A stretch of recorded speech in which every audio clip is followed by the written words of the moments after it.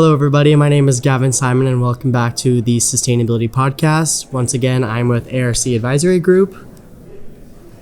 I'm Sunil Nedula from Nano. And I'm Nick Haase with MaintainX. Perfect. Well, I'm actually here with two ARC Forum newcomers. I guess I want to kind of get a gist of how you're feeling. We're on day 2 of the ARC Forum, and so I want to welcome you. What were your first impressions?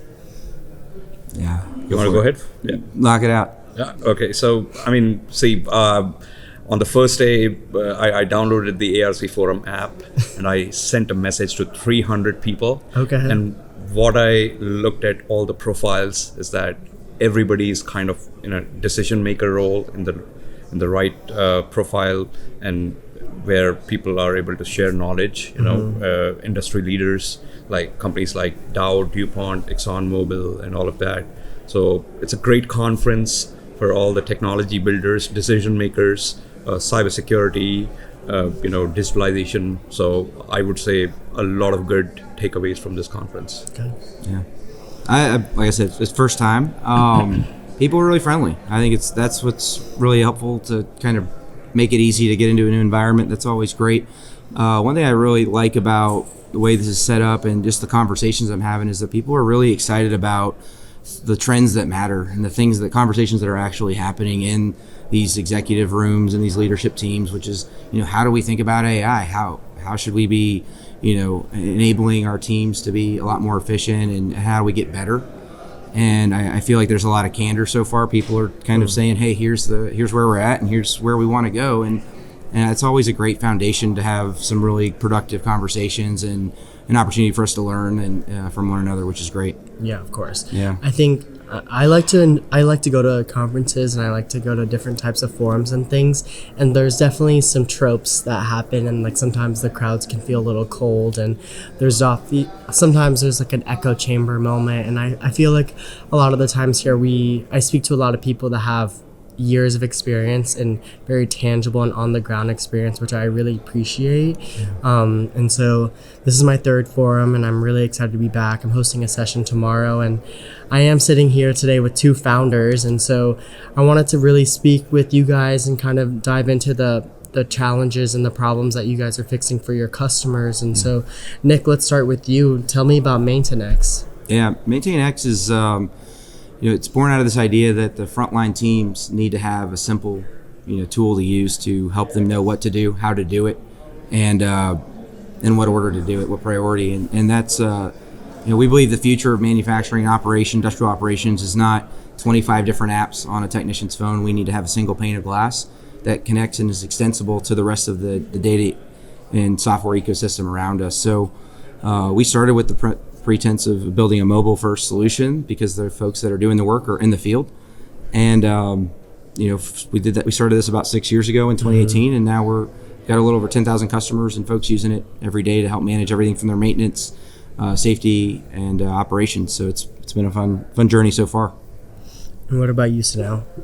Yeah, Nano provides energy-centered maintenance for asset-intensive industries, especially on rotating equipments like pumps, compressors, turbines, using a combination of AI-based software powered by the data from IoT sensors, right? And basically what we are trying to achieve is making sure the assets, which are rotating assets of the customers, are reliable and also efficient, right, so as to make sure we can avoid the downtime while ensuring the most optimal total cost of ownership for those rotating equipments. Yeah, and I think specifically in regards to sustainability, a lot of the times there's a lot of solutions that may seem pretty far up and from a bird's eye point of view. And specifically with your solution, it seems like this is a very on the ground where this is a very tangible issue that companies are running into. And it seems to me like this is something that can be nipped in the bud rather than running inefficiently for a few months at a time. And so I really appreciate that. I guess I wanted to kind of get into, I'm interested in your founder journey, and was there any challenges in terms of like your journey with your company from starting off? Obviously, you had to run into COVID. Is there any challenges that you kind of want to speak about and how you overcame those? Yeah, I think, what we are, I think it's great about what Sunil and I are doing here is we're trying to get to a world where we have zero unplanned downtime. We want to get to a place where reliability and sustainability is something that is built into the culture and DNA of organizations and is something that can be improved and managed. And the great thing about what we're sort of working towards is that's what our customers are trying to do as well. That's what a lot of the folks out here all want. We all want the same thing. The challenge that we face, and this isn't unique to what we do, but it's a real challenge, and I think most folks will agree, is the change management. Just having, a lot of these folks have been building these processes for years, doing things the same way. They got this symptom of like, I had to walk uphill in the snow, the school every day, both right. to and from, and my, this next generation needs to as well. But so really helping understand that we have a paradigm, we have a whole generational shift of the workforce is digitally native, and we need to provide them with tools that are going to help them be able to do more with less. We've got a labor shortage, we've got a skill gap, and we've got to be able to help all of these operations that are critical to the world around us keep running. And so how do we go about doing that? And so really the fundamental challenge is helping them understand that, these goals aren't, and the ambitions aren't too daunting and they don't need to be. It's like how do you eat an elephant one bite at a time? You don't have to try to eat the whole elephant at once. And I think a lot of them try to overthink and get in their own way, and that's because they're really smart and they're able to sort of think through, a lot of threads. So trying to help kind of break it down and say, hey, let's crawl, walk, run, and let's make progress together and partner on that journey is probably one of the challenges we face that is helping some folks overcome that initial inertia and change management fear.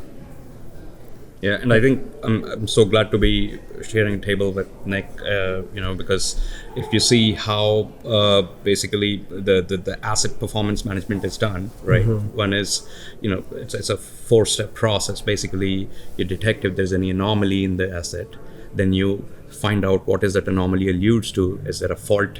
Is there a faulty component inside the machine? And the third is basically what's the remaining time to failure due to the faulty component. And fourth comes basically, what's the energy consumption increase. And then the fifth is the root cause and the associated maintenance action. But this is just one part. This is what we do. But that then comes, maintenance, insight is good, but how do we make sure it is executed on the site? Right.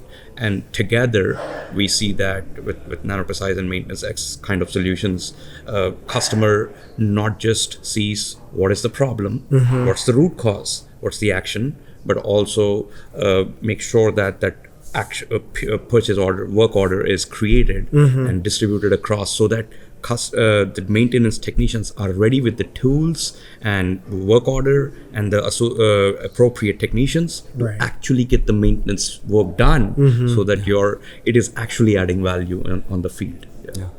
And that's what we love to be able to support is, we have these brilliant entrepreneurs and folks like Sunil who build these incredibly intelligent systems and they're very well thought out and designed, but if you can't figure out how to get that action later to the guy who needs to turn a wrench, then it does, it almost goes to waste. And so we want to figure out how can we help support the genius that is, behind a lot of these products so that we can get some of these sustainability gains, so that we can get these operational efficiencies realized. And that's I think a challenge we've seen with digital transformation space at large is there's a lot of really great architecture and systems that sit above that frontline worker. But it's that enablement. How do we help that person get that information when they need it to action on it? And that's something that I think we're all excited about here. I think just in the past 2 days, I've been hearing a lot of, just like through conversations, like me overhearing people, conversations like happening at the session, is there is a very large just environment about the fear of this new generation entering the workforce. And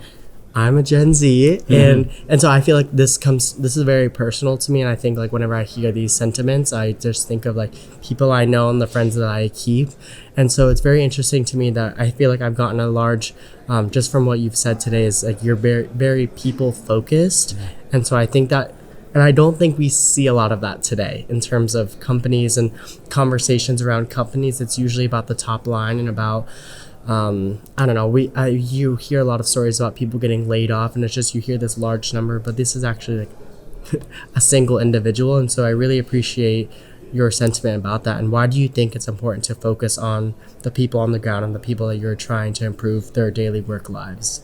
Yeah, I mean, look, like whether you're talking about a water treatment facility or a power plant, these are all systems that are going to need to be managed by the next generation, whether Gen Z, Gen Alpha, or whatever comes after that. I'm not in the loop enough to know. But I can tell you that, most of those folks today, even the ones in school, they're not using paper. Like they've transferred a lot of their life they're digitally native. They're doing it on Chromebooks. They're working on their phones.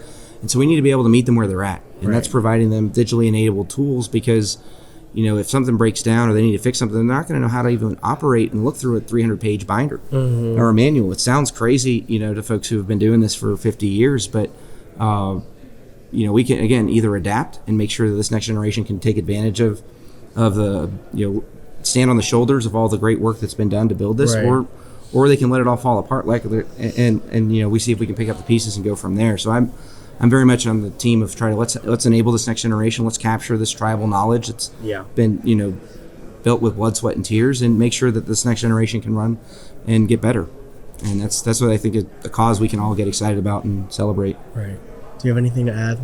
Yeah, I mean, I echo what Nick said, and I mean, what AI does really, and I think this is nothing to really fear about. In a way, it's actually a positive thing for the Gen Z, is that our forefathers or ancestors were okay to do the repeatable tasks.